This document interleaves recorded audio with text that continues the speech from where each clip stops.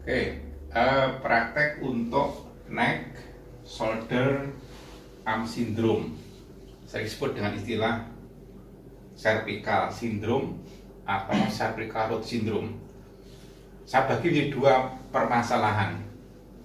Permasalahan yang pertama kita lihat dari problem muskuler yang terkait dengan otot tonik atau otot postural yang berfungsi sebagai guarding muscle yang bertanggung jawab mempertahankan postural leher dan kepala. Otot tersebut apabila bekerja secara overuse terus-menerus maka akan jadi problem. Problem bisa berupa fibrosis, bisa berupa kontraktur, bahkan bisa menimbulkan nyeri yang kronis, nyeri myofasia. Nah, sekarang 4 otot yang harus diketahui yang berfungsi sebagai guarding muscle, yaitu untuk mempertahankan posisi, yaitu satu adalah otot semispinalis capitis.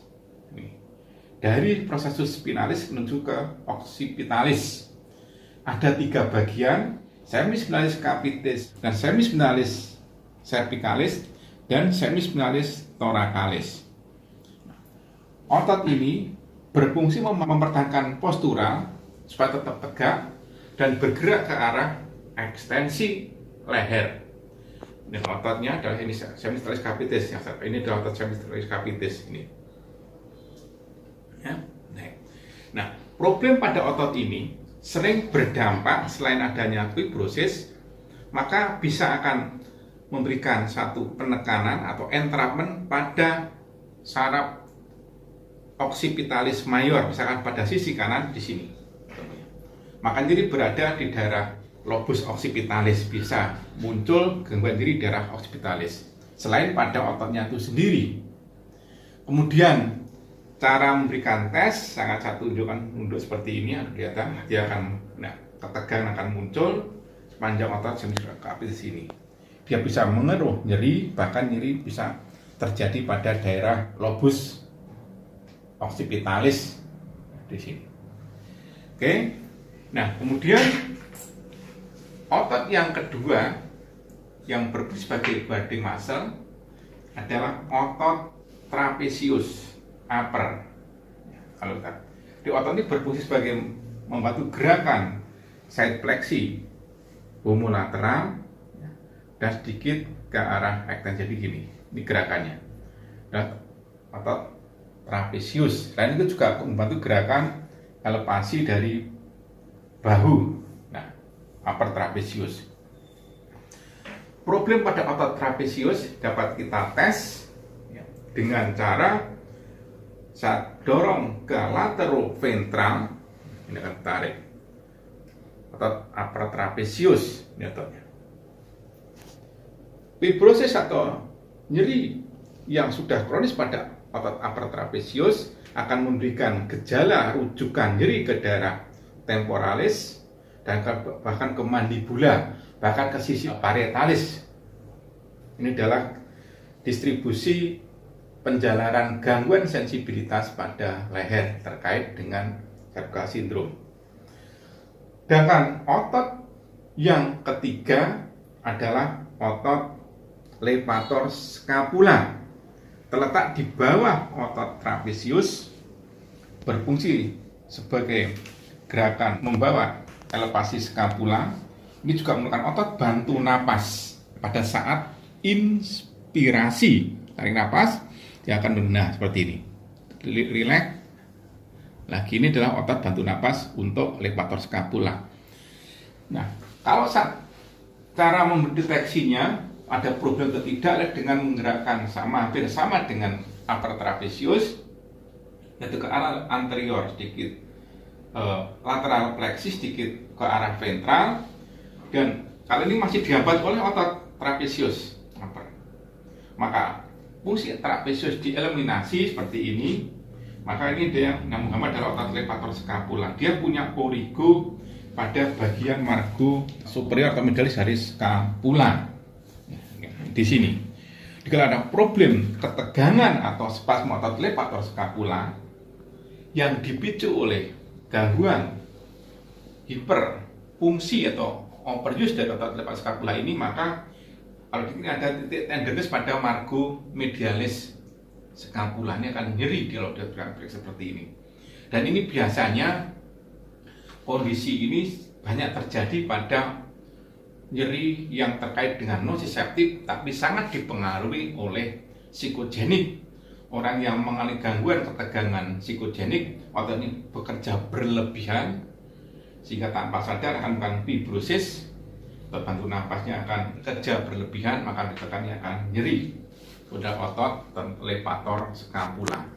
Kemudian yang keempat adalah otot sternocleidomastoideus. Kan di sini, silakan tiduran sini. Ini bilateral akan bekerja sebagai penggerak fleksi leher bilateral seperti ini di ototnya. Kalau satu sisi dia mempunyai origo di occiput sampai di sternum, maka dia akan bekerja sebagai penggerak rotasi heterolateral dan side fleksi homolateral serta bentuk fleksi. Kalau saya suruh angkat, nah lihat, angkat. Ini adalah otot sternocleidomastoid. Ya, oke. Masalah pada otot sternocleidomastoideus ini dapat berupa fibrosis dengan nyeri rujukan ke daerah frontalis, ini di sini, dan juga munculnya beberapa tenderness pada otot sini dan di sini, bagian proksimal, sama di sini dua otot ini. Ya. Nah, pada orang yang ada muscle imbalance, problem kontraktur ini akan memberikan gejala torticollis seperti ini, lumayan deh negara sini torticollis. Tapi di sisi lain, pada orang yang punya riwayat status asmatikus, otot ini adalah berfungsi untuk otot bantu napas juga. Tarik napas, nah, los, relax. Nah, lagi ini biar membawa torak ke arah hiperinflasi. Nah, otot lihat lagi tarik sternocleidomastoid. Jadi kalau orang punya riwayat status asmatikus, maka otot ini bisa hipertrofi. Ini terkait dengan problematik pada otot sebagai otot postural di daerah leher yang berfungsi sebagai guarding muscle, mempertahankan postural dari segala perubahan posisi, dan juga selain mempertahankan postural juga berfungsi sebagai gerakan. Ya, misalkan tadi untuk gerakan ke arah fleksi dikerjakan oleh sternocleidomastoid, kemudian ke arah side fleksi ke arah adalah oleh otot trapezius, dan ke arah ekstensi dorong ke sana adalah otot semispinalis capitis. Jadi kemudian rotasi otot sternocleidomastoid juga. Jadi 4 otot ini berfungsi mempertahankan posisi kepala dan leher dalam posisi tegak. Maka yang disebut dengan istilah postural atau guarding muscle pada leher dan kepala. Nah, silakan kembali duduk. Kemudian kalau ada problematik yang kedua selain problem muskuler adalah problem nerve entrapment. Adanya gangguan neurologi yang terkait dengan radikulopati. Radikulopati dapat terjadi secara segmental, bisa juga secara multiple, artinya banyak segmen yang terlibat. Pada kasus tertentu yang terkait dengan bahu, radikulopati sering dikaitkan dengan problem pada C5 dan C6 akar saraf. Untuk sebentar, ini adalah C7, ini C6, adalah C5, ini jepisnya. Ya, 5, 6, 7, ini adalah proses spinocerebusnya. Yang terkait dengan problem radikulopati atau problem pada entrapment bisa disebabkan oleh karena degenerasi diskus maupun oleh adanya spondylosis yang paling banyak.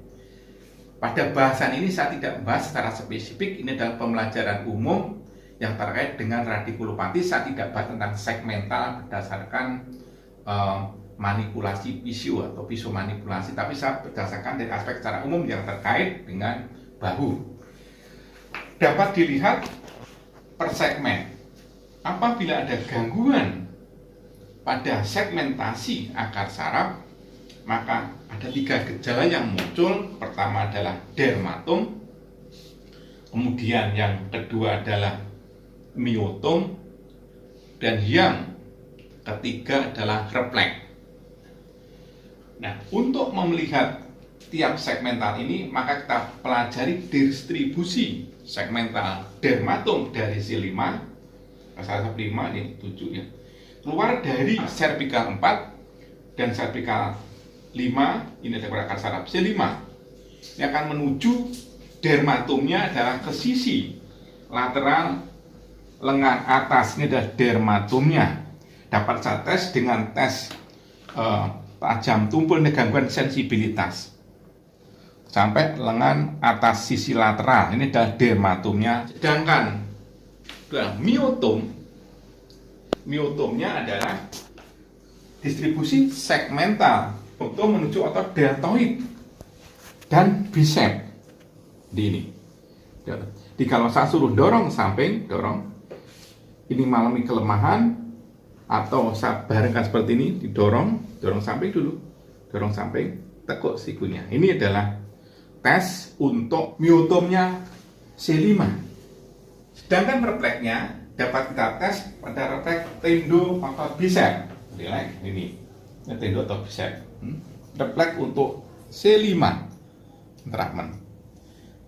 Baik, nah sekarang kita lanjut ke C6, cervical 6. Dermatomnya menuju ke sisi distal lateral, lengan bawah, mulai dari epiglottis lateralis bumeri sampai jari 1 dan 2.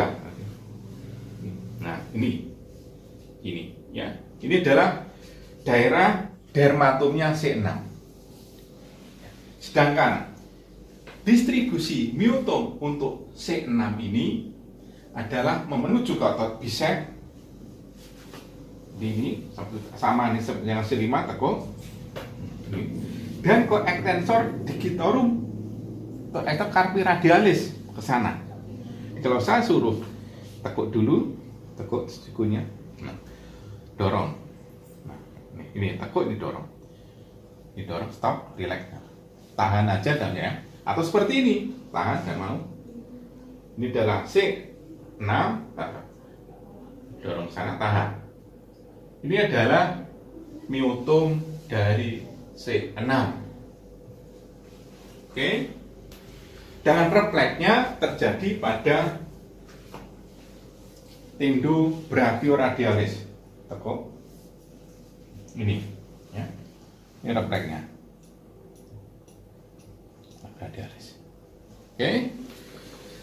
Sedangkan untuk C7, segmentasi 7, pada pola yang sama, maka dermatomnya dari buka jarinya, tulang dari osa carpalia menuju ke jari tengah. Ini adalah daerah dermatomnya C7. Sedangkan miotomnya mencapai fungsi motoris otot tricep dan flexor res atau flexor digitorum dan res. Kalau saya suruh tahan, jangan tahan. Nah, tahan atau dorong. Dan ini saya suruh tekuk atau genggam tekuk. Nah, ini dorong ke samping, jangan kuat. Ini adalah, nah ini seperti ini, relax. Ini lemah. Tesnya sangat gampang. Tahan, jangan tekuk, tahan. Ini adalah tesnya. Fungsi miotom C7. Refleksnya adalah refleks otot tricep. Oke, ini.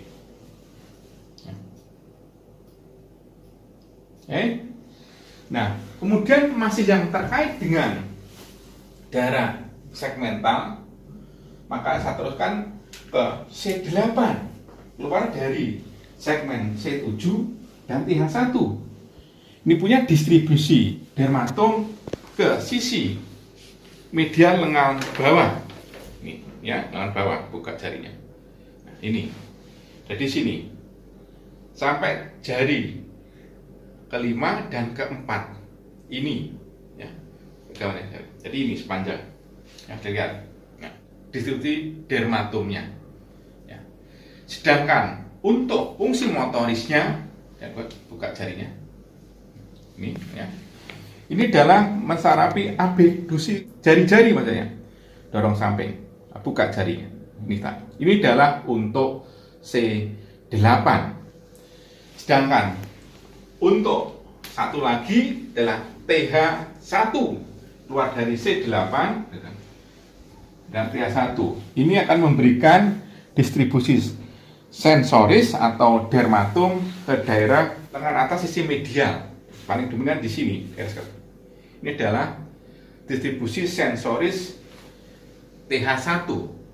Sedangkan myotomnya atau motorisnya adalah ini ke fungsi adeduksi interosea dari jari. Lurus dulu, nah, gerakkan ke tanah. Ini adeduksi kembali. Nutup gini, ya. Tutup. Nah, ini adalah fungsi dari TH1. Baik, oke. Ini tes segmental. Nah, tapi apabila terjadi multiple bulging atau ada HNP yang multiple, maka keluar ini sepanjang lengan akan mengalami kesemutan atau hipoastesia atau mungkin geringgingan orang Jawa nyebut. Maka di sini dapat dites pertama dengan namanya tes kompresi atau tes Sparling. Kemudian kebalikannya adalah tes dekompresi dengan traksi.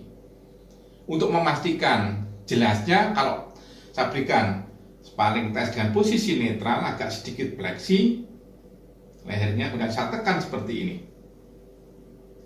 Nah, ini yang lebih dominan tertekan adalah korpus vertebra ke bagian diskus intervertebralis. Kalau ada HNP, diskus intervertebralis akan dirinya akan bertambah menjalar seperti ini. Dan ini adalah problem HNP akibat bulging atau protrusi diskus.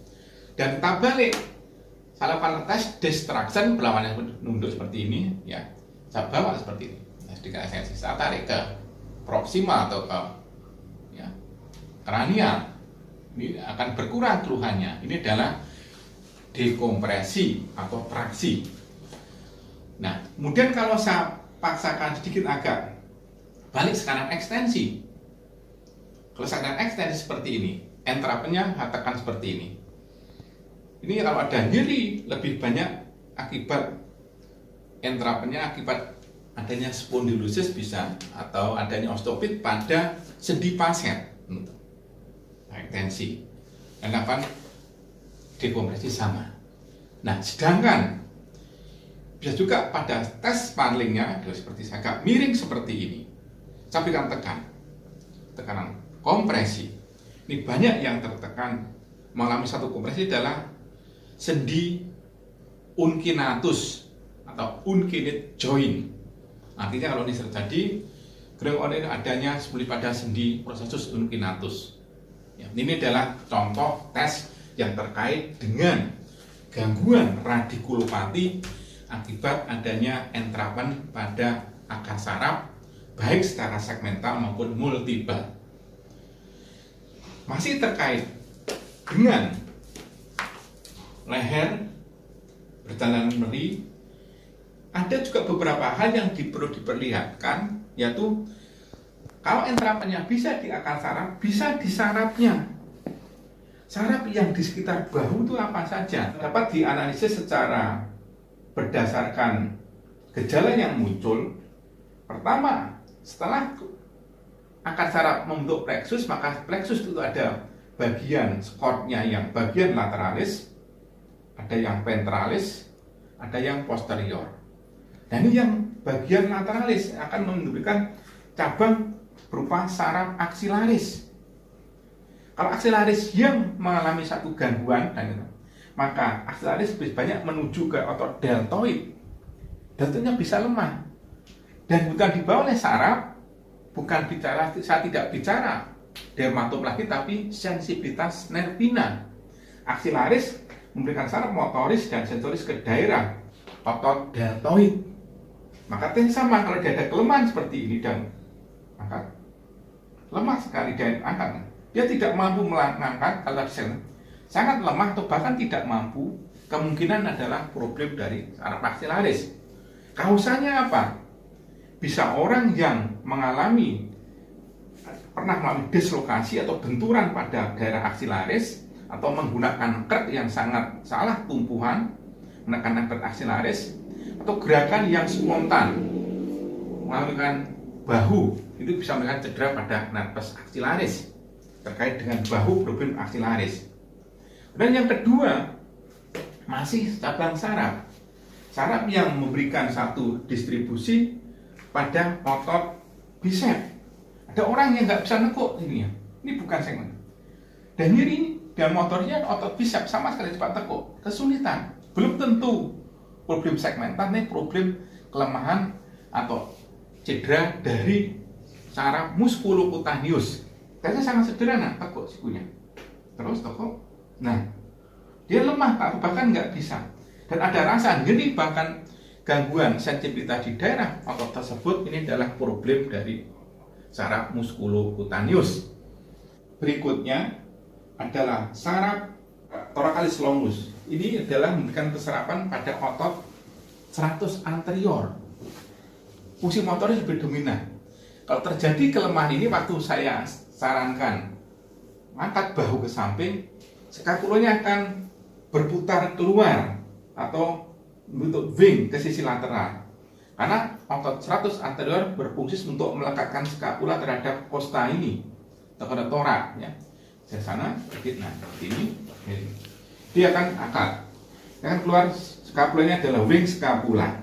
Keluar ini akan kelemahan dari saraf longissimus thoracalis. Oke. Sering terjadi ini. Kemudian saraf yang lain yang terkait dengan otot romboid. Ini kalau romboidnya angkat dikit ya, seperti ini. Nah, ini otot romboid lemah, nunduk dikit, relax. Nah, ada saraf supraskapula menuju otot romboid. Kalau ini terjadi kelemahannya dan knock atau lipatan dari skapula, ya, akan dilewati oleh saraf supraskapula memberikan interpelasi pada otot romboid. Kalau dia mengangkat bahu seperti ini, skapulanya akan justru ini tidak rotasi ke lateral, tapi ke medial. Karena mengangkat nggak bisa, ini lemah. Jadi ini medial sini. Jadi ini adalah medial, ini lemah. Inilah kelemahan otot romboid. Ada indikasi merupakan cedera atau kelainan dari otot supraskapula.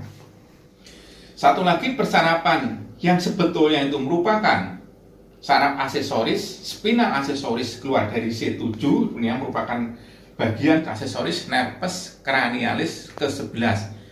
Motorisnya ke cervical 7 memberikan persarapan pada otot trapesius dan sternocleidomastoid. Ini sering terjadi satu gangguan juga apabila seseorang mengalami kelemahan drop pada lengannya seperti ini, otot trapesiusnya lemah dan otot sternum juga lemah, sehingga dia tidak menggerakkan postural dengan baik. Karena kalau lemah, dia akan cenderung ke arah diekten seperti ini.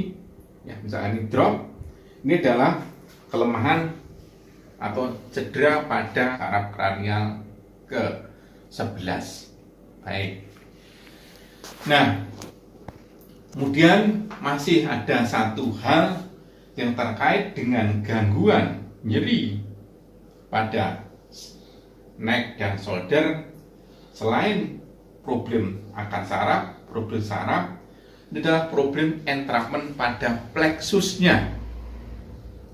Plexus, perjalanan saraf plexus itu akan melintasi satu.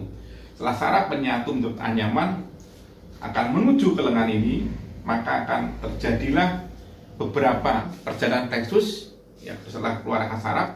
Yang pertama adalah melalui celah antara otot sekali ini, medial dan anterior. Ini akan keluar celah yang dilalui oleh plexus, bagian plexus brachialis serta arteria dan vena subclavia. kemudian ke distal menembus pada ini adalah ya, ini adalah costoclavicula. Costoclavicula, kemudian ke distal lagi menuju ke sini ini setelah antara otot pectoralis minor dan costa. Sehingga selain nyeri dari akar saraf dan plexus tadi akan melintasi 3 celah. Celah pertama adalah scalenus anticus yang dibentuk oleh scaleni anterior dan medialis. Celah kedua adalah costoclavicula, costa 1 dan clavicula. Celah ketiga adalah pectoralis minor yang dibentuk oleh pectoralis minor ya, dan costa 3 sampai 5. Ini disebut dengan thoracic outlet. Nah, masalah ini sering terjadi apabila ada gangguan entrapment pada thoracic outlet. Gejalanya bisa berupa gejala neurogenik, bisa vaskulogenik atau vaskuler. Tesnya sangat sederhana. Untuk problem di scaleni anterior, saya putar ke sana, kemudian ini saya tarik sedikit ke sana. Saraba arteria radialisnya, kalau pulsnya makin berkurang, maka ada problem vaskuler. Tapi kalau saya tekan seperti ini, saya tarik seperti ini, yang terjadi nyeri yang makin bertambah, ini adalah problem sarafnya, neurogenik. Tapi kalau ini makin rasanya kebas dan agak garis venanya nampak, adalah problem vena.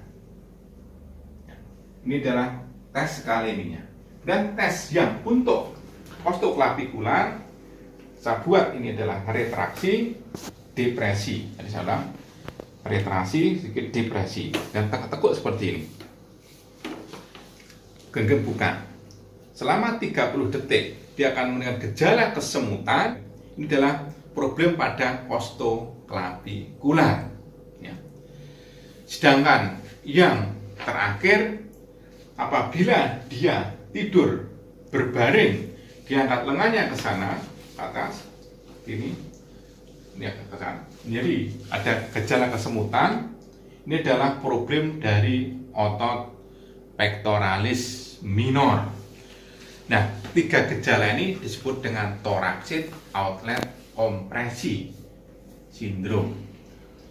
Sehingga kesimpulannya bahwa problem pada leher dan kepala serta bahu, dari neck, shoulder, arm sindromnya, untuk sementara saya bahas daerah neck, dan yang memberikan kontribusi atau distribusi nyeri ke bahu adalah ada 2 bagian problem dari muskuler, yaitu yang terdiri dari otot semispinalis capitis, trapezius upper atau pars descendens, otot levator scapula dekat bahunya, dan otot sternocleidomastoideus ya. Ini adalah problem muskuler. Ini dapat memberikan satu muscle imbalance atau terjadi overuse, karena ini sebagai guarding muscle. Dan problem yang berikutnya adalah problem terkait dengan radikulopati yang dapat disebabkan oleh entrapment pada akar saraf secara segmental, karena urusannya dengan bahu. Saya mulai dari cervical 5, 6, 7 dan cervical 8 TH1. Gejalanya menyertai dengan topis lesinya. Dan masih dengan gangguan radikulopati atau gangguan saraf, itu dapat berupa saraf yang sekitar sendi bahu, yang melintasi bahu, yang melintasi sendi bahu adalah satu adalah saraf axillaris, musculocutaneus, suprascapula, kemudian longissimus, thoracalis, dan aksesoris. Ini juga mengganggu pada bahu. Nah, dan yang terakhir masih terkait dengan nyeri udara bahu, adanya entrapment pada celah thoracic yang meliputi scaleni anticus, costoclavicular, dan juga pectoralis minor. Inilah sekilas pembelajaran tentang fisioterapi muskuloskeletal dilihat dari aspek patologi klinis, tanda dan gejala, serta deteksinya. Mudah-mudahan penjelasan ini dapat melengkapi PPT yang saya sampaikan untuk praktek. Ya, saya kira demikian pembelajaran kali ini, karena ini adalah situasi yang dituntut harus kita harus proaktif sebagai belajar merdeka, kampus merdeka, instruksi dari Kemendikbud, tentunya dengan disiplin yang tinggi, maka kebebasan belajar kemudian belajar dapat tercapai dengan hasil yang optimal. Sekian, selamat mempraktekkan dan selamat belajar. Sukses semuanya untuk mahasiswa dan mungkin klinisi fisioterapi ya, yang terkait yang diadakan oleh jurusan fisioterapi Polkesta Surakarta. Dan terima kasih.